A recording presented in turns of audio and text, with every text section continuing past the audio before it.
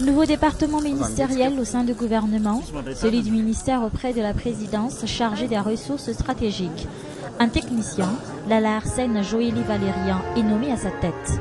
Autre nouveau département faisant partie du quota du président de la République est tenu par un de ses proches collaborateurs, celui du ministère d'État chargé des infrastructures, de l'équipement et de l'aménagement du territoire, Rivra Koutoubaou. En fait, ce n'est pas un nouveau ministère.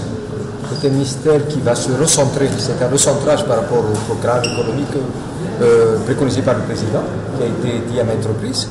Donc là maintenant, c'est un ministère d'État assez transversal pour que nous puissions coller à la réalité.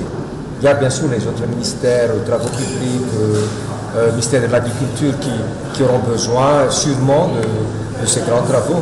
Maintenant, il y a un ministère d'État qui va voir dans l'ensemble par rapport aux besoins et pour qu'il y ait un développement assez équilibré dans tout Madagascar et régler les priorités du développement prônées par le président.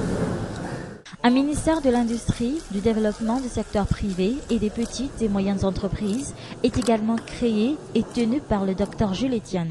Cet ancien candidat ayant proposé Iradjon Armapian comme son candidat de substitution à la présidentielle. Comme à l'époque de la Première République, un ministère de la Consommation refait surface, fusionné avec le ministère du Commerce. La décision est aussi valable pour les ministères de l'Intérieur et de la décentralisation.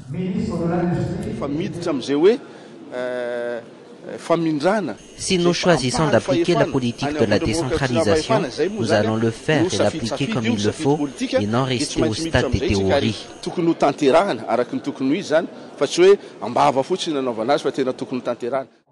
D'autres, comme les ministères de l'Emploi, de l'enseignement technique et de la formation professionnelle, ou encore les ministères de la Communication et de la relation avec les institutions, les ministères de la Jeunesse et du Sport, et les ministères de l'Artisanat et de la Culture, subissent aussi des fusions dans ce nouveau gouvernement.